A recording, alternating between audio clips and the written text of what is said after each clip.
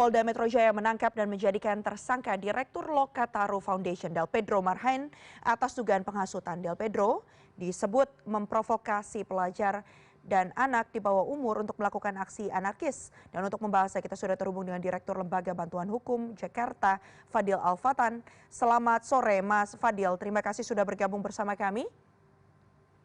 Selamat sore, Mbak. Baik, yang pertama perlu kita ketahui bersama bagaimana sebenarnya kronologi penangkapan dari Del Pedro yang diungkap atau disebut ini dilakukan operasinya senyap tengah malam, Mas.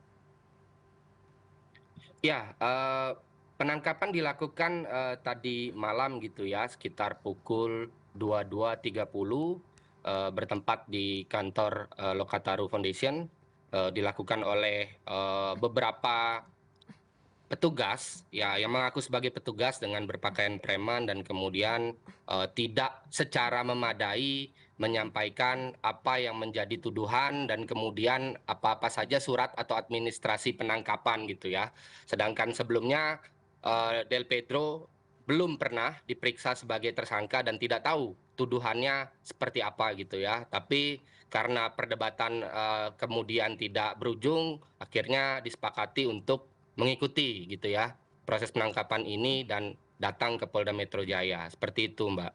Baik, Mas Fadil, ini mengutip apa yang disampaikan oleh pihak kepolisian Kabid Humas Polda Metro Jaya menyebutkan bahwa pasal yang menjerat ini adalah terkait dengan Undang-Undang ITE, 160 KUHP dari pasal 45 ayat 3 junto pasal 28 ayat 3 Undang-Undang ITE, kemudian ada juga tentang perlindungan anak.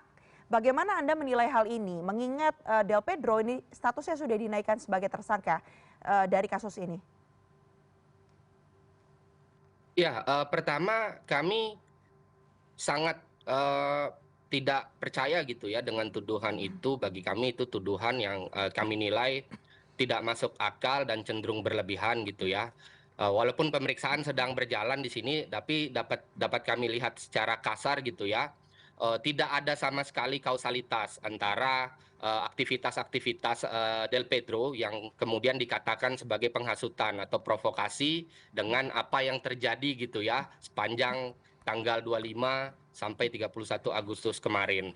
Bahkan berdasarkan keterangan teman-teman juga yang melakukan pendampingan proses, bahkan tidak sama sekali secara spesifik menunjuk peristiwa mana, bahkan disebut eh, apa yang dilakukan oleh Del Pedro itu mengakibatkan berbagai kerusuhan gitu ya yang terjadi di beberapa wilayah, tapi tidak jelas gitu wilayah mana dan bagaimana kausalitasnya gitu atau sebab akibat antara perbuatan itu dengan apa yang terjadi. Jadi kami menilai di sini eh, substansi kasus atau substansi perkaranya tidak begitu kental, tapi ada nuansa-nuansa lain di luar motif penegakan hukum yang justru lebih kental.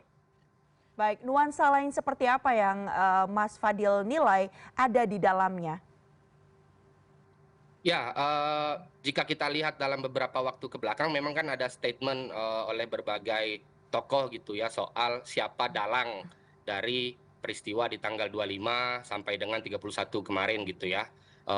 Bagi kami ini kalau kita lihat dalam rentang sejarah kita gitu ya, kita lihat dalam peristiwa Malari 74, kita lihat dalam peristiwa Kuda Tuli 96, pasti setelah kerusuhan yang dicari adalah dalang gitu. Alih-alih melakukan evaluasi secara menyeluruh terhadap penyelenggaraan negara, terhadap kebijakan dan tindak tanduk dari pejabat publik yang dinilai oleh banyak pihak menuai protes gitu dan bahkan berujung pada permasalahan ini. Dan kami pikir Del Pedro dalam konteks ini hanya bagian gitu ya dari masyarakat umum yang menyuarakan apa yang menjadi keresahannya. Dan saya pikir dalam konteks ini tidak ada juga pihak manapun masyarakat sipil khususnya yang mampu gitu ya mendorong massa sedemikian besar dan kemudian menimbulkan kericuhan di berbagai titik, tidak hanya satu titik tapi berbagai titik di wilayah Jakarta. Jadi bagi kami tuduhan menghasut dan kemudian mengakibatkan rentetan kerusuhan ya bukan suatu hal yang bisa dikatakan masuk akal. Baik, Mas Fadil, kondisi terakhir komunikasi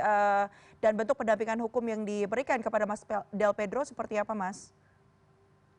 Ya, pendampingan sejak malam tadi sudah dilakukan dan hingga saat ini masih berlangsung.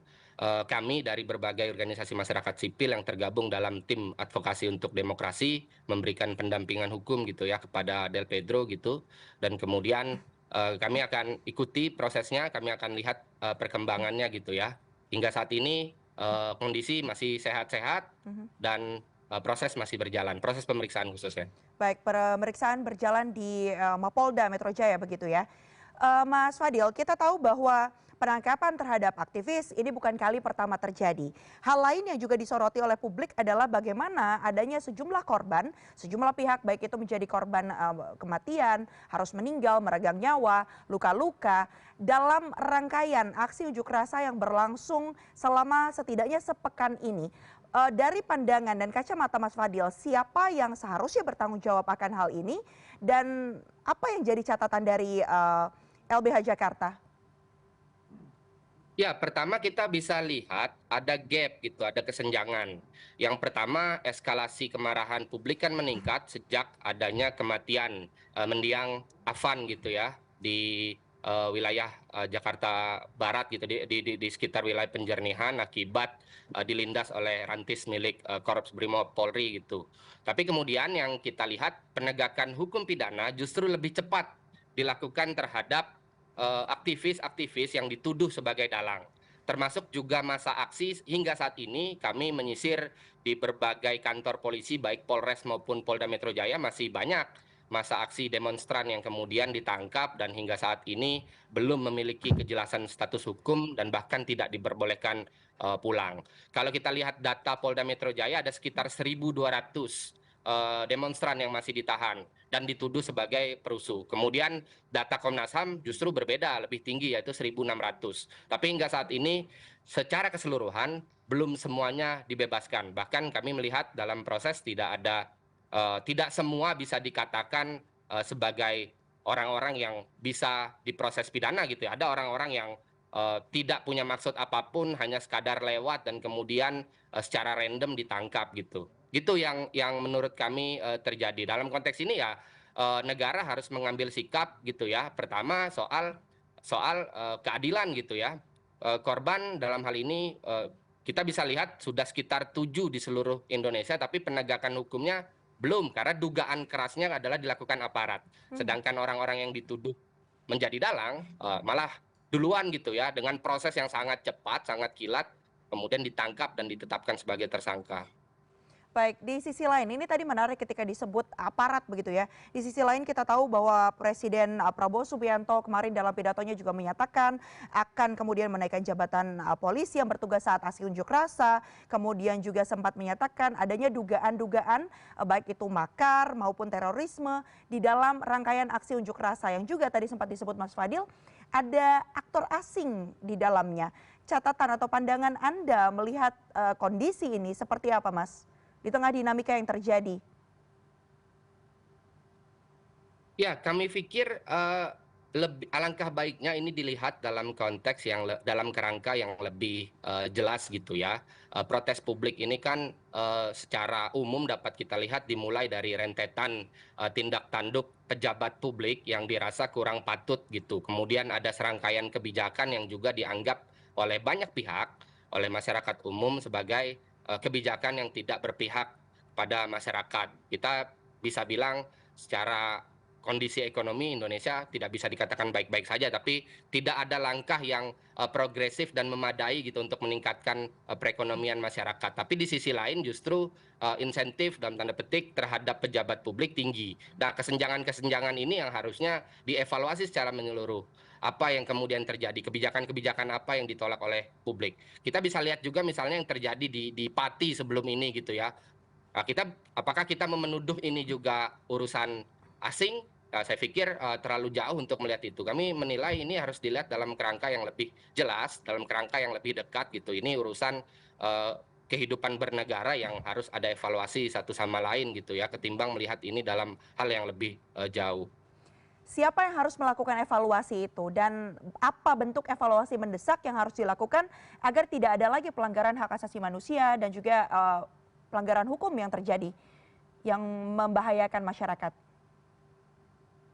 Ya, yang pertama yang harus dilihat di sini kan eh, kebijakan-kebijakan itu kan kita bisa lihat dalam berbagai kesempatan sebelum ini protes publik juga terjadi dalam revisi Undang-Undang TNI, atau bahkan kita tarik sebelumnya dalam pembentukan Omnibus Law Cipta Kerja, masif sekali masyarakat menyuarakan penolakan gitu ya. Dalam konteks saat ini masyarakat seolah-olah menganggap dirinya dijauhkan gitu, diberikan gap atau selisih yang jauh dari kebijakan. Nah, saya pikir itu yang penting untuk dievaluasi. Yang pasti evaluasi harus dilakukan oleh lintas sektor, khususnya pimpinan tertinggi gitu ya. Dalam hal ini kepala negara itu presiden. Nah, kami tidak melihat ada upaya untuk melihat evaluasi itu ke dalam, tapi justru yang dilihat adalah apa yang terjadi di sini dalam sudut pandang yang terlalu jauh dan cenderung bagi kami konspiratif. Baik, kita akan tunggu nanti perkembangannya seperti apa tentunya. Kita harapkan hukum bisa benar-benar ditegakkan begitu ya, tidak tumpul ke atas dan juga hanya tajam ke bawah saja. Kita tunggu perkembangannya seperti apa dan kita harapkan tidak hanya hukum, hak asasi manusia juga bisa terus ditegakkan di Indonesia. Terima kasih atas kesempatannya dan juga informasinya Direktur Lembaga Bantuan Hukum Jakarta, Fadil Al-Fatan, sudah bergabung bersama kami di CNN Indonesia Newsroom.